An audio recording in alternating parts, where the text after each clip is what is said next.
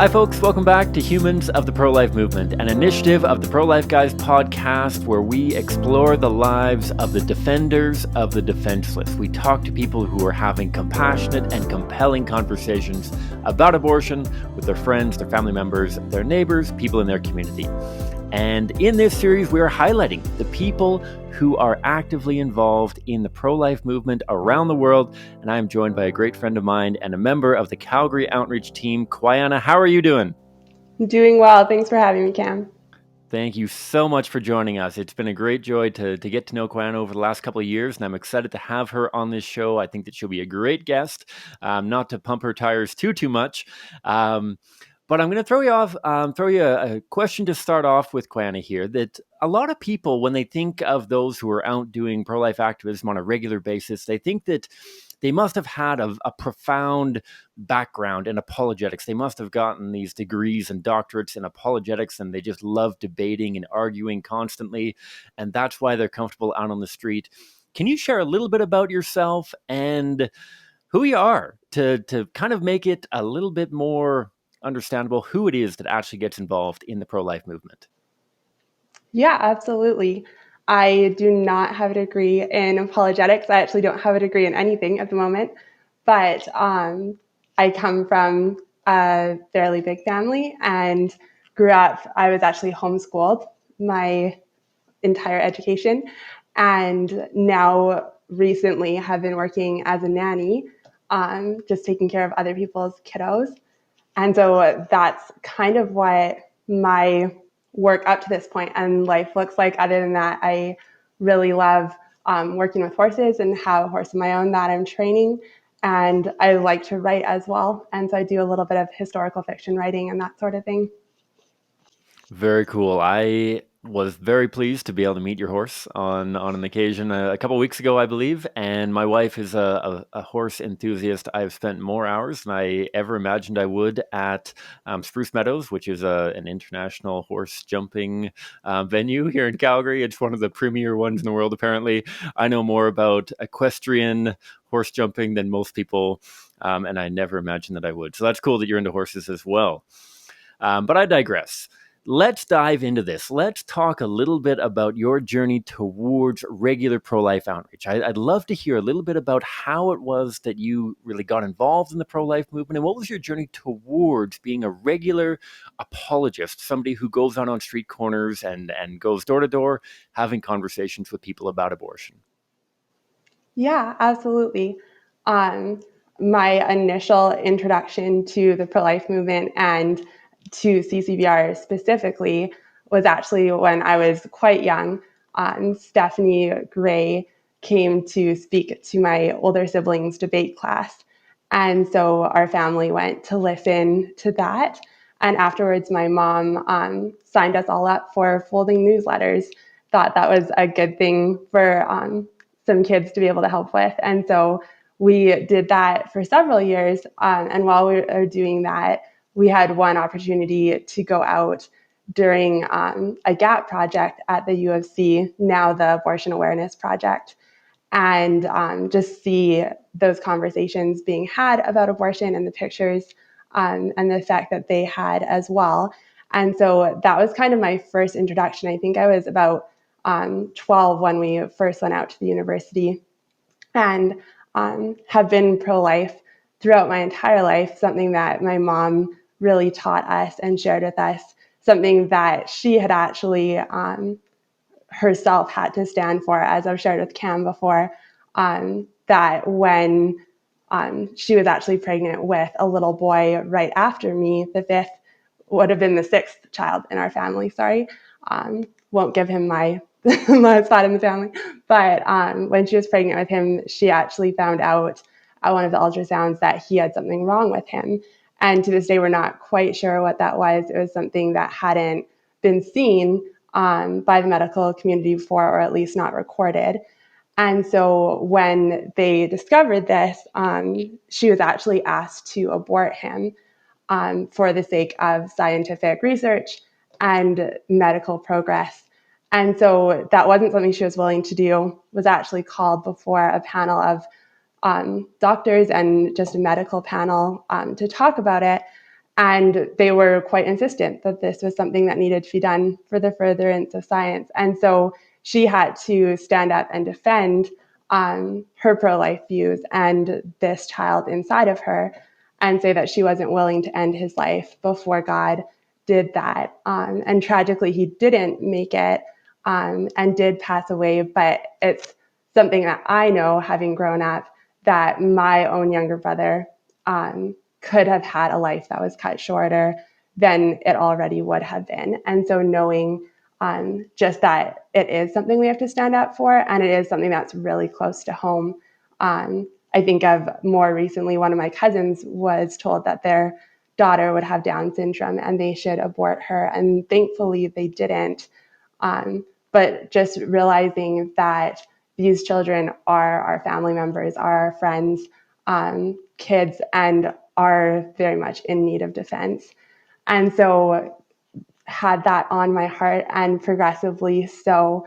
One of the things that I think God really used to challenge me on that was just a verse from Proverbs 31. And I actually looked it up so I could share it with you. So it just says, "Open your mouth for the speechless, in the cause of all who are appointed to die." And that's Proverbs 31:8. And so it's really challenged in relation to this issue of, was I doing that? And was I being that voice and that advocate for those who are appointed to die in our society? And so I started praying about that. I had the opportunity to share a couple articles online for some pro-life platforms, and just continually felt like I needed to do more. And so God actually answered that prayer. And I met up with Cam at a pro-life breakfast hosted by another organization, and was able to connect and start volunteering. And so I've been volunteering for a couple of years now, and just really enjoying that opportunity and the conversations that we have on the street. It has been fantastic to have you as a part of the team for the last couple of years here, Quiana, and I think that that's so beautiful to have that rooted so deeply in your family, this pro-life identity, this pro-life commitment, the incredible courage from your mom in rejecting that, like you said, that idea of your younger brother being just a science experiment, something to dissect and try to understand in a purely academic and theoretical way, and not appreciating the value of your brother's life. I think that's so beautiful that your mother had that courage and that she passed it on to you and your siblings. Um, and so, as we move into your involvement with CCBR, doing regular volunteer outreach, talking to people on street corners and on doorsteps, I'd love to get your experience first getting involved. I think that everyone has a different experience when they start having conversations, when they start getting actively involved in the pro-life movement. And again, there's a lot of people out there that think that, I have to be prepared for anything. I have to be prepared for any question that can come my way. Would you mind sharing a little bit about what your experience was when you first got involved in having conversations about abortion and doing that kind of pro-life outreach in that very direct kind of way? Yeah, absolutely. I actually started by doing some vehicle choice chain projects because that was what worked for my schedule at the time. And so I actually was able to go out and kind of just see people's reactions, be holding the images and holding that message without having right away to give a defense or speak on that. And so that kind of was a gradual phasing in. I can still recall the first choice chain I did, and I'm pretty sure it was the first conversation in that choice chain. And I talked to a guy who basically explained to me that he thought human life is only valuable in a cost benefit analysis. And so, if that human is of benefit to society and to those around them, that's great. But if they're going to cost more than they benefit, then it's totally fine to eliminate them. And looking back on it, I think that's still one of the most difficult conversations that I have had. And that was just right off the go. And so I had no idea what to say. I tried to come up with a few different arguments. And in the end, he kind of ended up walking away. And so I still remember that one of the other volunteers, Sebastian, came over and talked to me. And he's like, "I've talked to that guy before, and you don't have to worry if that didn't go super well. The next one will be better. And he was right that the next conversation was easier, and I had a bit more chance to remember the things that I wanted to say. And so that was kind of my very first introduction. And then obviously practicing more, talking with other people, and slowly phasing in.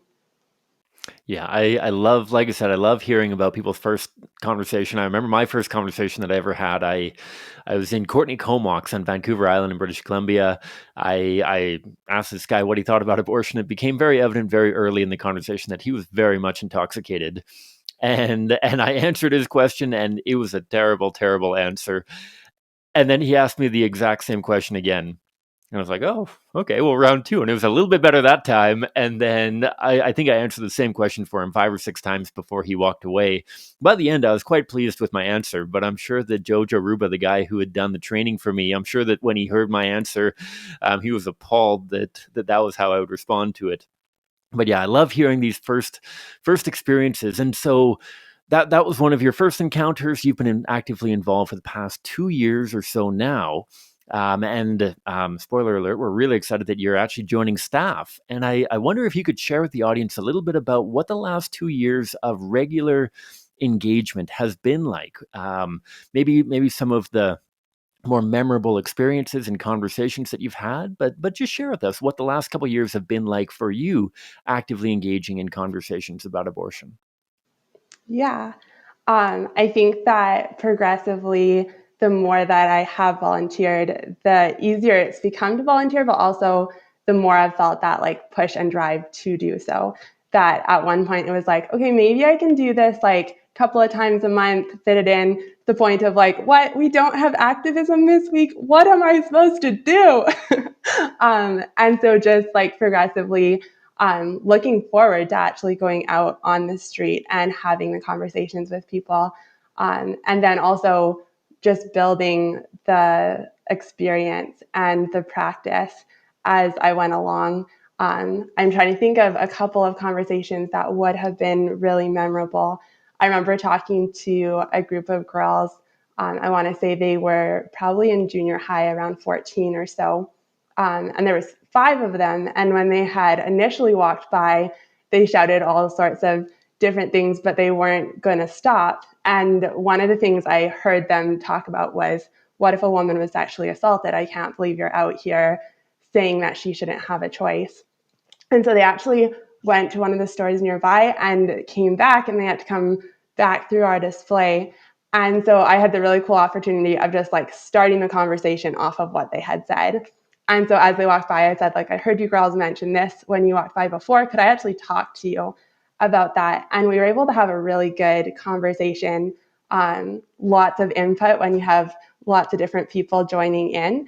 But to break down to the fact that they had a lot of different concerns, not just that one, but actually talk through some of those instead of just agree to disagree, which we do too often without actually having a conversation. And so I think that one really stood out to me. And I would have loved to have talked to them even more, and just seen where the Lord would have led that. But yeah, just really enjoyed that conversation for sure. And I think that's so cool to really understand that by going out and having these conversations, we are actually making a difference. We are actually seeing people change their mind, whether it's a complete 180 or whether it's somebody walking away with a pebble in their shoe. Um, these these conversations aren't simply an act of futility. It's not simply that as Christians we're commanded to go out and talk into the abyss basically, and nothing's ever going to change, but we just have to do it anyways, and we just log our time and move on with life, sort of thing. But that these conversations are actually impacting the people that we're engaging. And I think that's so neat. I remember you sharing with me a story of 2 girls. We were doing a choice chain, one of our outreach displays, which shows the reality of what abortion does to a preborn child at Chinook Mall. And these two young women walked by, and both of them had said they were completely pro-abortion. And I think that within a span of like 5 or 10 minutes, you had spoken to them about whether or not all humans should get human rights and when human life begins, And by the end of the conversation, I'm pretty sure you had said they both walked away completely pro-life. And this is something maybe doesn't happen every single conversation, but you've seen it happen before, even if sometimes it's hard to remember all the details. But this is something that happens, right? Absolutely. I have actually told that story a couple of times, so it's fresh in my mind even now. But I recall even after they said that they were pro life, that they wouldn't have an abortion, which they had started the conversation by saying they would. They actually, in their own words, told me that would make us personally pro life because we're not going to tell other people what to do. And so, with that conversation, I even had the opportunity to challenge them like, okay, so what if I told you that I was personally against the killing of 2-year-olds? If I have a 2-year-old, I won't kill them. But if my friend tells me they're going to kill their 2-year-old, I'm not going to tell them what to do. I'm not going to try and help. I'm just going to let them make their own decisions. And they were like, no, you cannot do that. And so we chatted a little bit about if we can't do that with 2-year-olds, why can we do that with the same child before they're born? And so they walked away actually asking for resources that they could give to their friends if they heard that their friends were in that kind of situation, real solutions to the problems that they may be facing. And so, yeah, that one was super encouraging. And I can think of others as well of people completely changing their mind with us on the street that I had the honor of being part of and being used in, and definitely good memories to look back on. And this is something that we often have the opportunity to share about in what we call our debriefs. These after we've gone out, we've done an hour or two of having conversations. The volunteer team, the staff team, whomever it is, we kind of come together and we share about how things went. We talk about the good, the bad, and the ugly. And and it makes me think, as I mentioned, Quiana is joining our team as our Calgary volunteer coordinator. And one thing that she and I have spoken about a lot, and Quiana, I'm wondering if you can share a little bit about the value of community within the pro-life outreach teams that at times I've said on numerous occasions actually during presentations that you don't join the pro-life movement. You don't have conversations about abortion because you want to make friends. You do it because you want to end abortion. You want to do it so that you save little babies' lives and change minds to do so. And yet, friendship and camaraderie and community are such a vital part of building and being actively involved in the pro-life movement. I wonder if you could share a little bit about maybe your experience and also just some insight into the value of that community, I guess. Absolutely. Yeah. I really appreciate our volunteers and the staff members as well, and consider them some of my closest friends. And I would say that while you wouldn't join the pro life movement to make friends, it's a wonderful perk of being in the pro life movement. And I think that just right off the start, um, generally when we go out to make friends, it starts with like small talk and like simple little things that really have no difference in the long, or no importance in the long term run of things. But when you go out for pro-life activism, you like are already starting with this huge common ground on a really important issue. And so you're starting with this or unified front of belief on that abortion is wrong, which also translates and speaks to a lot of the other positions you hold in life and the things you value. And so that's a really cool place to start a friendship from, and can really dive deep right away and build upon that. And it really speaks a lot also to the hearts of the people that you're doing it with, because you can really see that passion and that desire and the selflessness of people spending their time trying to advocate on behalf of those who can't advocate for themselves. So I think that's super awesome to see. And also just the kind of collection of people from all ages and ethnicities and lifestyles, just to see the strength that that brings and what we can learn from each other. And then also, obviously, how we can support each other through the difficult and rejoice with each other in the good has been such a blessing as well. And so bringing us to our last question here, Quiana, for those who may be watching this episode and saying, oh, I'm just not quite ready yet to have conversations. I haven't read enough. I haven't learned enough. I'm just not ready to go out there and have conversations. I'm curious what kind of words of encouragement or even just how you would respond to that to encourage people to become actively involved, to go out and have those conversations, whether while doing one of our outreach projects at CCBR or even just with friends or family members? Yeah, I think that's a really good question. I think the first thing that I would actually say is another question that just asking people, when do you think you will be ready? And I think it's actually a really hard question to answer because it's hard to know if you're ready or not. But one thing that I like to share with people is that the difficulty of being out on the street and trying to have those conversations is actually the biggest factor in what makes you ready. And so I think it's actually that we're not ready to take on that difficulty. And we generally don't like difficulty. I know I tend to avoid it, but we know from other areas of life that difficulty actually makes us stronger. I think about physical exercise or doing your schoolwork and learning how to read and write for the first time, that those are really difficult things. But that as you press into those difficulties, you are made stronger and made ready to do more and more difficult things. And so you really just get increasing levels of difficulty that make you stronger. And so I think that kind of hitting into that difficulty head on, it's really easy to tell you it's actually going to be much easier than you think it will be. And I think that is true. I know at least it was easier than I was expecting it to be, but I don't want to diminish that it is a difficult thing to do. And it is a hard thing for most people to get started on. But actually look at that as a good thing, because if it's a difficult thing for you to do, then it's going to make you much stronger at doing it and make you into a better advocate for the preborn, better at speaking with people and better at thinking through the questions they ask and really trying to understand where people are coming from. So better all-around person as we press into that difficulty and do our best to just be an advocate and be present.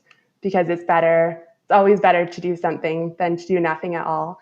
And so if you can get started, even if you aren't the best person out there having conversations, you may one day be. And that just comes through the practice and through listening to other people and learning as you go. But yeah, don't be afraid to start, because I don't know when you ever would start then. Exactly. I think that's a great way to wrap this up, Quiana. Not only having the courage to get out there, but I will mention as well that obviously we at CCBR are very, very excited to be a part of that journey with you.